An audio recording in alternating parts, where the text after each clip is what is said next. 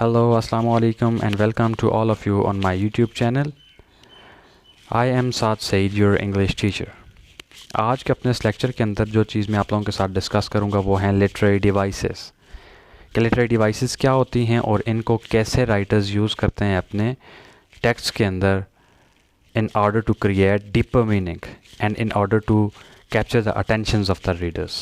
ठीक है, सबसे पहले हम डिस्कस करते हैं, डिफ़ाइन करते हैं लिटरेरी डिवाइसेस होती क्या हैं। Literary devices are the techniques writers use to create a deeper meaning in their writing. Examples of literary devices include simile, metaphor, personification, and imagery. These devices help writers convey their message in a more creative and interesting way. यानी literary devices techniques होती हैं जिनको writers use करते हैं ताकि वो अपनी पॉम्स को ज़्यादा अच्छी बना सकें और जो रीडर्स होते हैं उनकी अटेंशंस को कैप्चर कर सकें और जो मीनिंग्स होते हैं, डीपर मीनिंग्स होते हैं, उनको कन्वे कर सकें बहुत अच्छे और ख़ूबसूरत तरीके से. ठीक है, तो देखते हैं कौन सी ऐसी हमारे पास लिटरेरी डिवाइसेस हैं जो वो यूज़ करते हैं अपने टेक्स्ट के अंदर. मोस्टली 9th और 10th की जो पॉम जोन में यूज़ हुई. सबसे पहले simile. Simile a comparison between two things using like और as. For example, she sings like a bird, Ali is like an angel, his heart was like a drum beating in his chest. तो simile कहते हैं दो चीज़ों के दरमियान comparison को. और ये कंपैरिजन कैसे किया जाता है? दो वर्ड्स यूज़ करके, लाइक और as.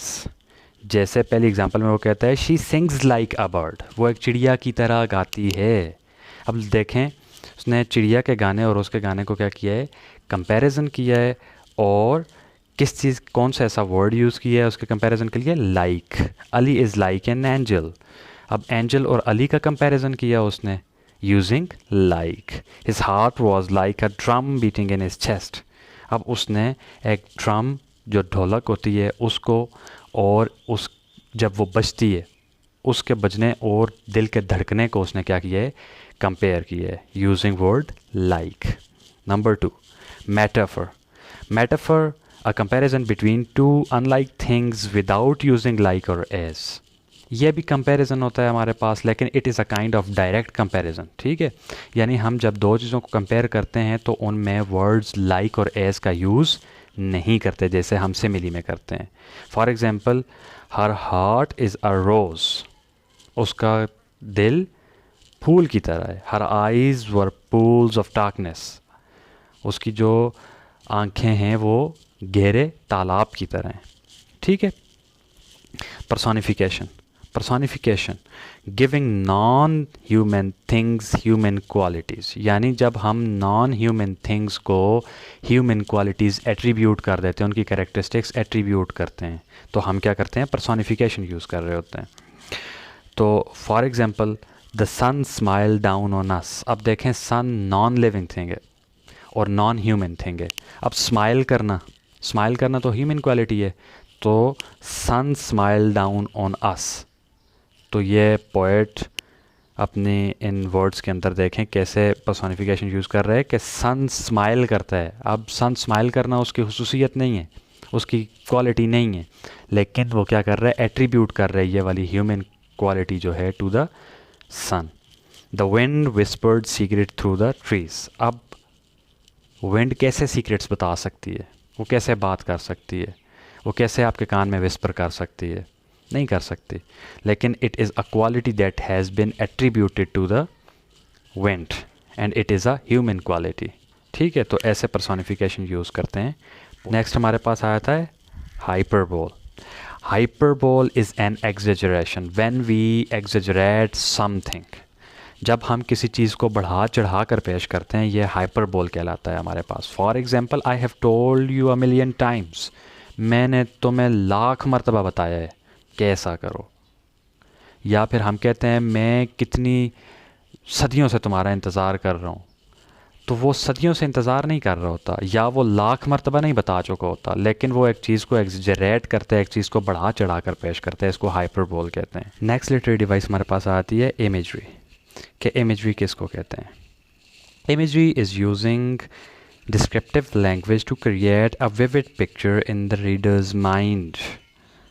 For example, a barren field frozen with snow, the sun sets over the mountains.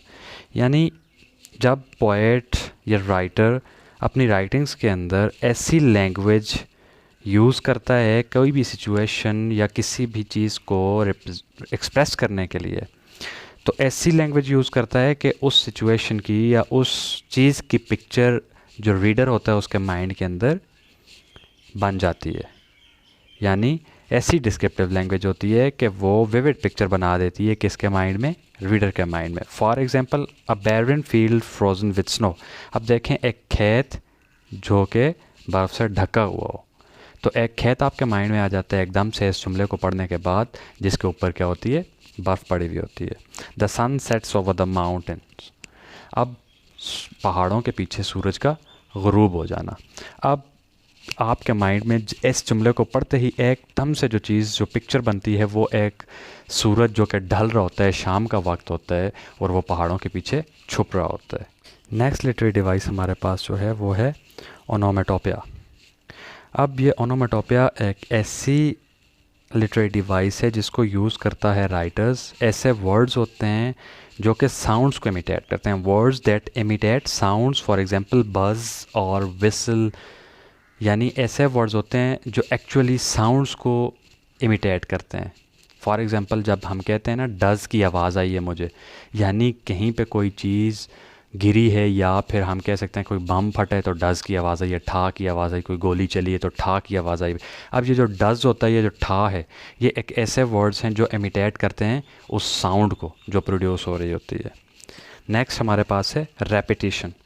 Repetition is repeating a word or phrase in a text for emphasis। जब कोई writer या poet अपनी pome या writing के अंदर, text के अंदर किसी ऐसे वर्ड या फ्रेज़ को बार बार रिपीट करता है ताकि वो उसको एम्फेसाइज कर सके। फॉर एग्जांपल, लैंगस्टन ह्यूव्स की लिखी एक पोएम ड्रीम्स है, जिसके अंदर वो पहले स्टेंजे के अंदर और दूसरे स्टेंजे के अंदर इस फ्रेज़ को वो बार बार करते हैं, रिपीट करते हैं, hold fast to dreams for if dreams die. और नेक्स्ट स्टेंजा के अंदर फिर वो दोबारा कहते हैं hold fast to dreams for when dreams go. तो ये बार बार रिपीट कर रहे हैं in order to emphasize the importance और the significance of dreams. Next जो हमारे पास लिटरेरी डिवाइस है ये है alliteration. Alliteration, the repetition of the same sound at the beginning of several words in a phrase और a sentence. For example, Peter Piper picked a peck of pickled peppers. He sells seashells on the seashore. Alliteration एक ऐसी literary device है जिसमें किसी भी sentence के अंदर जो वर्ड्स यूज़ होते हैं, उन वर्ड्स के जो शुरू के साउंड्स होते हैं वो एक दूसरे से मैच करते हैं। जैसे ये है ना, she sells seashells on the seashores, कि वो क्या करती है, सी शेल्स बेचती है ऑन द सी शोर्स। अब इसके जो तमाम वर्ड्स हैं उनके जो बिगिनिंग साउंड्स हैं, शुरू के साउंड्स हैं, वो क्या होते हैं, एक दूसरे के साथ मैच करते हैं। तो this is known as alliteration. Thanks for the listening.